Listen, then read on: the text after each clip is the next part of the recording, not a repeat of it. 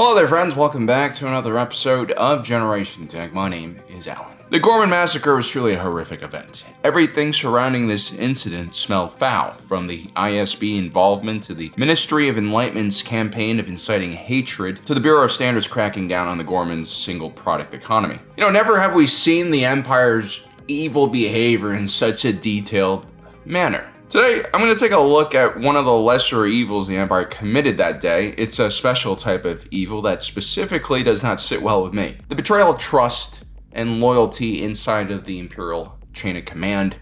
It happens at almost every level. Dedra, an ISB supervisor, is technically in charge of the Imperial operation on the planet of Palmo. She was put in charge of the planet's security operation by Director Orson Krennic, who is in charge of the Death Star program. A year earlier, during a secret meeting, an Imperial working group came up with a strategy to remove the Gorman from their home planet so that a valuable mineral could be mined from beneath the planet's surface. Dedra was the one who came up with the winning idea: send agents to the planet, in this case her boyfriend, Cyril Karn, have him meet up with the local resistance movement, the Gorman Front, and fan the flames of rebellion. Once the Gorman Front carries out an attack, the Empire will also carry out other false flag attacks, which will create an environment of instability on Gorman that will give the Empire a reason to crack down on the planet with a lot of force. Now, Dedra clearly doesn't want to be in charge of this project. She likes her operations, like her torture, extremely clean. No signs of bruises, just a clinical execution of the mission. Turn out the lights. I think what bothers Dedra about this operation is that,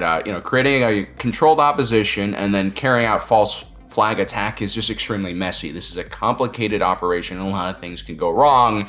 And, after the Ferrex operation, I don't think she wants to get involved in something this crazy. It's most likely not because she's an ethical person, because remember, she's the one who suggested this crazy idea in the first place. I assume she just wants to finish this job as soon as possible so that she can get back on the Axis case. It's all pure investigation and intel, none of this spooky black ops kind of stuff. It also seems like the Empire doesn't necessarily trust her to carry out the entire plan. Dedra is terrific at gathering intel and analyzing it, but the last time she was placed in charge of an Imperial garrison, it ended up in a complete disaster. And so they send this goon in instead. Captain Kaido is arriving today. He's here. He's outside my office. Who is he? He is a crisis specialist. He'll be bringing a variety of personnel to help manage the situation. Yes, the Empire has many specialists. Dedra hunts down the enemies of the Empire, that is her specialty, and Captain Kaido's specialty is just being a completely ruthless individual and getting results. Dedra is extremely sharp in some ways, but in other ways, she doesn't really understand the true nature of the Empire. What I need now is some clarity on how exactly... Dedra, calmly. Luckily, just like how Thrawn had Governor Price, Dedra has Major Partagas, a mentor and even patron of sorts. You see, in the higher ranks of the Empire, there's a lot of competition, especially amongst the intelligence services, and individuals like Major Partagas, well, he's a collector of talent and skill because that amplifies his own power. But Partagas also understands her weakness, like her inability to command and lead large forces. By bringing in someone like Captain Kaido, Major Partagas can protect Dedra from any further blowback should the Gorman project fail or blow up in the news or something like that. And at the same time, having different individuals in charge of different parts of the operation means that details can be compartmentalized. Captain Kaido doesn't necessarily need to understand the specific details of the Empire's plan to mine calcite from Gorman, and Dedra has no idea what Captain Kaido is going to do to actually trigger a large incident. All of the tactical details are left to him. This, of course, will protect Dedra from any future punishment. In this way, the ISB functions a lot like a rebel cell. You have a bunch of individual actors, all with small pieces of the overall plan, so that if one individual is captured and exposed, you don't need to burn the entire operation. In a way, everyone is lying or hiding something from someone else in the ISB. It's simply the chaotic nature of these types of spying organizations. Major Partagas understands that Dedra might not like having another officer looking over her back with any kind of authority while she's doing this mission, but Major Partagas also understands how to manipulate Dedra. He knows what she wants. A successful conclusion to this problem will reinforce the ISB's position at the Emperor's side. You've done excellent work bringing this forward.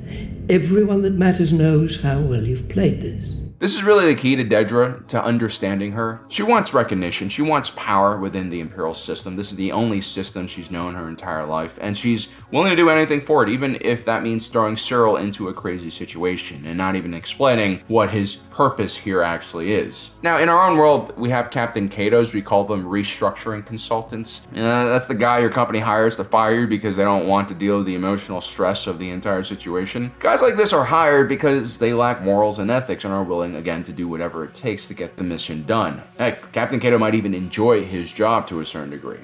Fall in! Form up! This is the plan. You see, these fresh-faced young men struggling to look presentable, they're going to be lambs for the slaughter.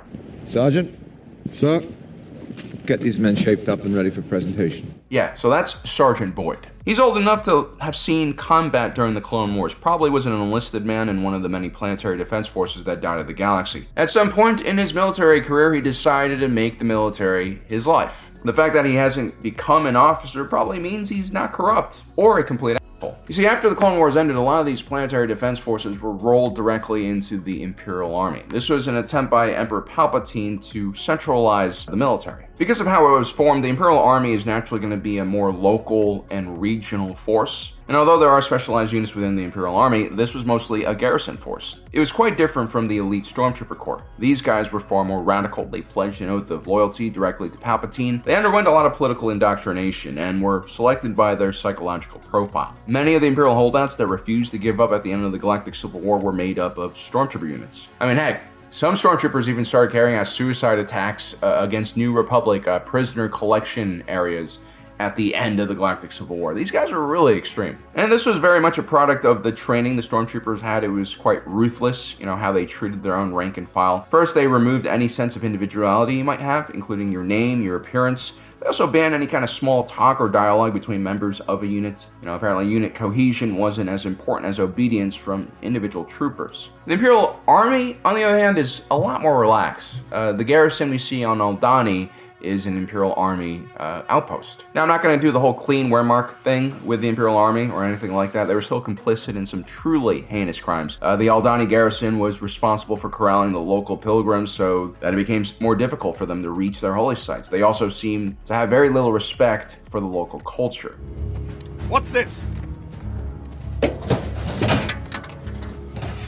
Target practice? But clearly these guys are less extreme and less radicalized. After Aldhani, the Imperial Army started playing a smaller role in galactic security. The defection of Lieutenant Gorn, an Imperial Army trooper during the Aldhani heist, had shown Palpatine that the Imperial Army wasn't hardened enough from an ideological standpoint. They might not be willing to do what the Empire requires of them when it shows its true nature, like in a few years. There's not a man amongst them, sir, but I'll do what I can.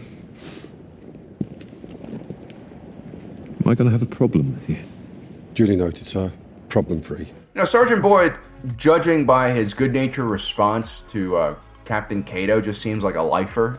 He probably doesn't know any other life than the military. This is comfortable for him. He enjoys what he does. He's the experienced individual at the head of this training unit, a classic NCO position. And the men underneath his command are extremely young and green. I'm assuming that Boyd was told that this was some kind of training exercise or some kind for his men. They are Imperial Army security troopers specializing in riot control and policing, so maybe he thought they would just be sent here to observe. He definitely didn't expect them to deploy in the middle of the crowd because he knows just how inexperienced his men are.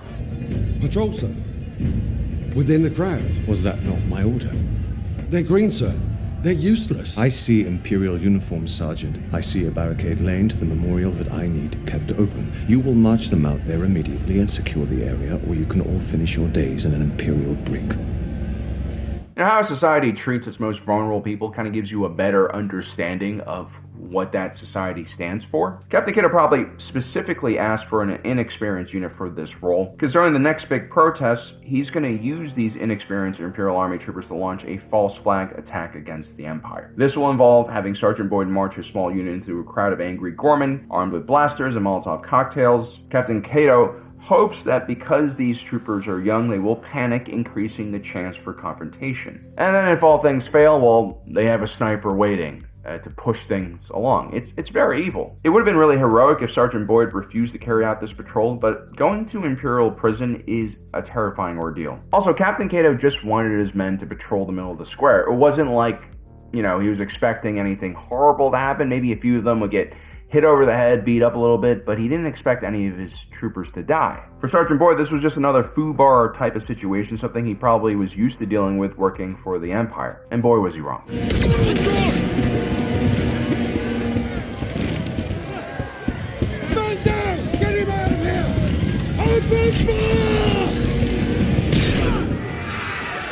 What bothers me the most about this whole Gorman situation is the fact that the people who planned this entire thing, they all get to go behind some barricades and glass doors where they're safe. Cyril even gets an opportunity to literally sit in a safe room with a bunch of KX droids. All the crazy individuals who wanted this moment to happen are not present in the most dangerous parts of this operation in the square. Orson Krennic is probably on Yadu slave driving Urso, or on Coruscant, another fundraising event for Imperial bonds. And Emperor Palpatine is probably in his private chambers, shocking himself with Sith lightning in the junk trying to get off. All the people who are responsible are hiding. Whereas all the people in the square, just normal everyday people, including these Imperial Army troopers, are being thrown headfirst at each other in some crazy-ass conflict that really is completely pointless. The Gorman are purposely getting pushed and prodded until they have to fight back.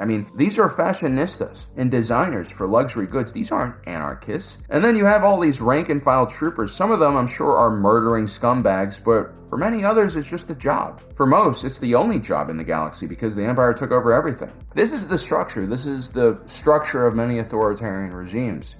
The first step for them is usually they dismantle the institutions. They hate institutions because they have their own independent goals and checks and balances. Institutions are supposed to serve the people, the nation, not necessarily the executive branch. And so, in some cases, institutions might do exactly the opposite of what dictators want. And so instead, dictators like centralizing all of the control beneath the executive office. And then when they do share power, it's with specific individuals on a very project-by-project base. Everything is very transactional. If you succeed in a project, you get promoted. If you fail, you get disappeared. It's a completely ruthless system that encourages intense and toxic competition in an all-out pursuit for power. And the way that power works in this kind of system is the people on top have power, and the only thing that really trickles down is responsibility for failures. And so what happens is everyone is terrified of the person immediately above them while simultaneously trying to exploit the people below them and, if possible, pass on responsibility for any failures to them as well. Anything good that happens usually goes upwards. So if you have an underling who's invented a new product, you steal it, you pass it off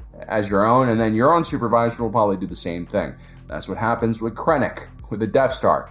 Tarkin steals it. No one thinks that this is a good government style. It's not even a political issue, it's just complete craziness. And so in this Gorman situation, you have Emperor Palpatine pressuring Krennic, who then pressures Partagaz, who then pressures Dedra Miro, who then pressures Captain Cato, who then pressures Sergeant Boyd, who then gets all of his men massacred for absolutely nothing. It makes me so angry when I see stuff like this happen. Now, in 2014, I was lucky enough to go to Hong Kong as a videographer during the Umbrella Movement. This was a protest started out by students against the Chinese regime's encroachment on Hong Kong autonomy. There are many protest sites around the city, but one of the most violent areas at the time was Ole's Mongkok. A small stretch of street had been barricaded by protesters and watched by police at all times. Most nights, there were clashes between the police who were trying to remove the protesters, and on some nights, this fighting wouldn't stop for literally hours. On one especially horrible night, after what seemed like 7 to 8 hours of continuous fighting, people getting faces bashed in with nightsticks, I sat down on the street completely exhausted, along with everyone else who had, partaken in this futile exercise. And it was kind of interesting how the protesters and police had just broken up into small groups and were sitting just randomly amongst each other. Nothing was organized anymore. There wasn't one side fighting another. It was just a bunch of people all over the place who were all extremely exhausted and, more importantly, emotionally drained from what had just happened. When you're in a large melee, there's a buzz, a palpable level of anger that is just honestly very scary. It's like a maddening spell that buffs the entire area and infects everyone with just complete hatred. And when that bloodlust finally leaves, you are left with just kind of an emptiness and sadness. It's also what happens when you're coming down from all of the adrenaline. It was kind of weird seeing these people go from fighting each other to just kind of like being passed out on the floor next to each other. It's like whatever craziness had infected everyone before had disappeared, and now people didn't care anymore who they were next to. They just weren't interested in fighting anymore. This is in 2014, and so back then the Hong Kong police was still based on the British model of policing and considered one of the most professional forces in the world. Things have changed a lot since then, but I remember specifically at the time how small and young most of the cops looked. They also had no riot gear. They were carrying nightsticks and a service revolver. They just weren't menacing.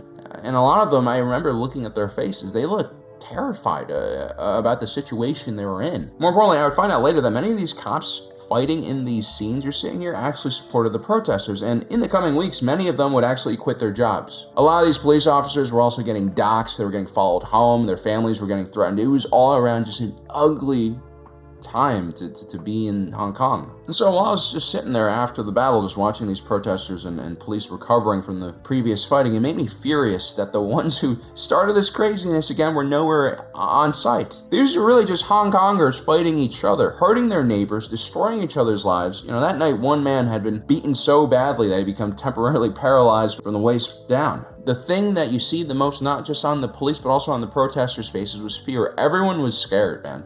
There was a lot less anger and hatred than you would imagine. It was mostly fear. You have these brave kids who were really fighting for their futures, but the individuals they were fighting weren't the Chinese regime. It was their own police officers, Hong Kong citizens who were drawn to their jobs out of a sense of duty and service. It was experiences like this, along with a few other experiences that I had, that really shaped my view on activism and protesting, especially violent protests. We live in a world now where we have all of these social media platforms, and there is just zero responsibility from influencers when they put out messages that romanticize violence, that spread hatred, that spread extremism. And it happens on both sides. Like I'm seeing it on both sides, this inability to compromise, the inability to see the other side as human. It is one of the most dangerous things you can do. And I'm telling you, when you go to actual protests and you see people bashing each other in the face with weapons and hurting each other, you start to realize that none of these people, most of these people in these fights have no idea what's going on. They're not the people who hold these political beliefs and ideas. They're just pawns. And the individuals who actually instigate these tragedies, these massive melees, they're usually never getting involved. They're just up in their ivory tower watching everything, and that makes me furious. Anyway, guys, I hope you enjoyed today's video. Don't forget to subscribe and hit that notification button down below so you don't miss out on the rest of our awesome content. As usual, my name is Alan, reminding you that my allegiance is to the Republic, to democracy. I'll see you next time.